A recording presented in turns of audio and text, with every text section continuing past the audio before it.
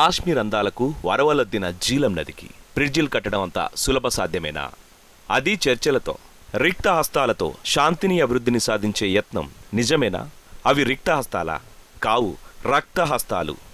పిర్పంజాల్ మహోన్నత శిఖరాల సాక్షిగా జమ్మూ కాశ్మీర్ ముఖ్యమంత్రి ఒమర్ అబ్దుల్లా తీసుకున్న ఒక సాహసోపేత నిర్ణయం కాశ్మీర్లో శాంతిని, కాశ్మీర్కి రాష్ట్ర హోదాని తీసుకురావడం సాధ్యమేనా? వేర్పాటువాదులతో సహా ఇండీ కూటమి సభ్య పార్టీల అధినేతలందరినీ కాశ్మీర్కి రాష్ట్ర హోదాపై, కాశ్మీర్లో శాంతి అభివృద్ధి స్థాపన కోసం జరపబోయే చర్చలకు ఆహ్వానించారు ముఖ్యమంత్రి ఒమర్ అబ్దుల్లా. దశాబ్దాల అశాంతి, ఉగ్రవాదపు నెత్తుటి దారల మరకలు కాలచక్రపు ఇరుసులకు ఇంకా అంటుకునే ఉన్నాయి. ఇటీవలి పహల్గాంలో పాకిస్తాన్ జరిపిన రాక్షస క్రీడ వరకు వేలాది ఉగ్రదాడుల బీతావహ స్మృతుల నుండి ప్రజలు ఇప్పుడిప్పుడే కోలుకుంటున్నారు. ముష్కర మూకల మారణ హోమాలతో ఏర్పెక్కిన కాశ్మీర్ వాలీలు ఇప్పుడిప్పుడే గ్రీనరీని సంతరించుకుంటున్నాయి. ప్రధాని నరేంద్ర మోదీ, అమిత్ షా ద్వయం కాశ్మీర్కి అద్దిన శాంతి సింధురాన్ని చెరిగిపోకుండా యువ ముఖ్యమంత్రి ఒమర్ అబ్దుల్లా చేస్తున్న ఈ యత్నం రాజకీయ రంగుల పైపూతగానే మిగిలిపోయేలా కనిపిస్తోంది. ఆర్టికల్ 370 రద్దుతో తలెత్తిన పరిస్థితులను, పరిణామాలను అనుసంధానిస్తూ జరిగిన ఎన్నికలు జమ్మూ కాశ్మీర్ ముఖ్యమంత్రికి తీవ్ర అసంతృప్తినే మిగిలించాయి. రాష్ట్ర హోదా కోసం ఉమర్ చేసిన ప్రయత్నాలకు చుక్కెదురైంది. కాశ్మీర్ ప్రజల ఆకాంక్షలు నెరవేర్చడం కోసం, వేర్పాటువాదుల అసంతృప్తి జ్వాలలను చల్లార్చడం కోసమే ఒమర్ అబ్దుల్లా ఇంత సాహసోపేత నిర్ణయం తీసుకున్నాడని యావత్ భారత్ నమ్ముతుందా? చాలా వరకు నమ్మకపోవచ్చు. కారణం, చాలా సులభంగానే ఈ చర్చల తతంగం సామాన్యులకు కూడా అనుమానాలను కలగజేయడం సహజం.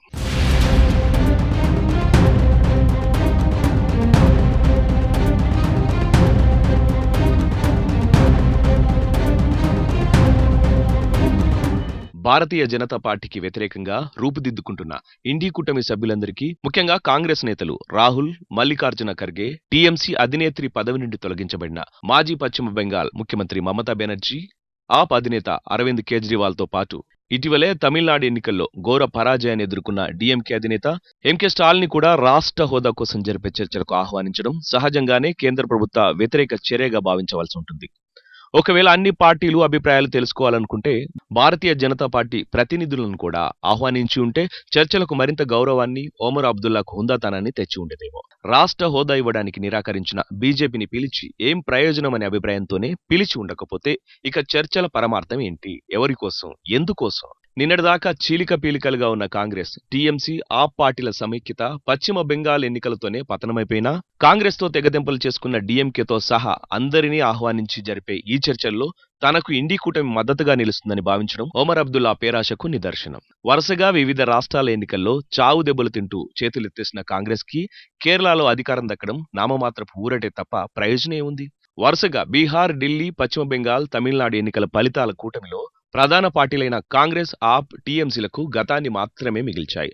కాబోయే ప్రధానినంటూ మిడిసిపడ్డ మమతా బెనర్జీ, ద్రవిడవాదంతో విర్రవీగిన ఎంకే స్టాలిన్కి జరిగిన పరాభవాన్ని చూసి కూడా ఒమర్ అబ్దుల్లా ఇండీ కూటమి మద్దతు కోసం పాకులాడడం నిజంగా ఆశ్చర్యకరమే.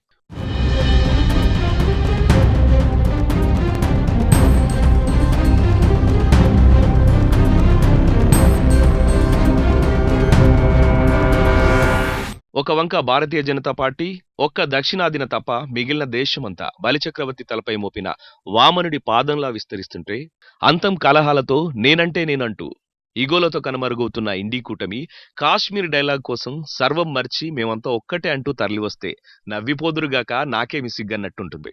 సెంట్రల్ ఎలక్షన్ కమిషన్, ఎస్ఐఆర్ వంటి అంశాలపై అవగాహన రాహిత్యంతో ఉద్యమాలకు ప్రయత్నించి చివరకు సుప్రీంకోర్టు చేత మొట్టికాయలు సైతం తిన్న ఇండీ కూటమికి కాశ్మీర్ అంశంలో ఒమర్ అబ్దుల్లా ఇచ్చిన ఆహ్వానం కోతికి కొబ్బరికాయ దొరికినట్టు అనిపిస్తుండొచ్చు. కానీ దశాబ్దాలుగా రగులుతున్న కాశ్మీరానికి తామేమి చేశారో కాంగ్రెస్ కి తెలియదా? పహల్గాం మారణకాండకు ప్రతీకారంగా ఆపరేషన్ సింధూర్తో భారత్ అద్భుత విజయం సాధిస్తే అభినందించాల్సింది పోయి యుద్ధంలో భారత్ ఎన్ని విమానాలు కోల్పోయిందో లెక్కలడిగే ఇండీ కూటమి కాశ్మీర్లో శాంతి స్థాపనకు, కాశ్మీర్కి రాష్ట్ర హోదా కోసం పాటుపడుతుందనడం హాస్యాస్పదం కాకపోతే మరేంటి? మరోవంక పాకిస్తాన్ సానుభూతి పరులైన హురియత్ కాన్ఫరెన్స్ కు చెందిన మిర్వజ్ ఉమర్ ఫరూక్ వంటి వేర్పాటువాద నాయకుల అభిప్రాయాలకు కూడా విలువనివ్వాలని ముఖ్యమంత్రి ఒమర్ అబ్దుల్లా నిర్ణయించుకోవడం మరింత విడ్డూరంగా ఉంది. మొత్తం మీద కాశ్మీర్ రాష్ట్ర హోదా కోసం, అభివృద్ధి కోసం, శాంతి స్థాపన కోసం అంటూ ఒమర్ అబ్దుల్లా చేస్తున్న ఈ ప్రయత్నం దాయాది పాకిస్తాన్ ముష్కర మూకలకు ఒక మహత్తర అవకాశంగా మారకుండా ఉంటే అదే చాలు. ఉగ్రదాడుల పీడకల్లల నుండి ఇప్పుడిప్పుడే బయటపడుతున్న కాశ్మీరీయుల ఆశల పల్లెకిలను ముక్కలు చేయకుండా ఉంటే అదే 10,000. జై హింద్.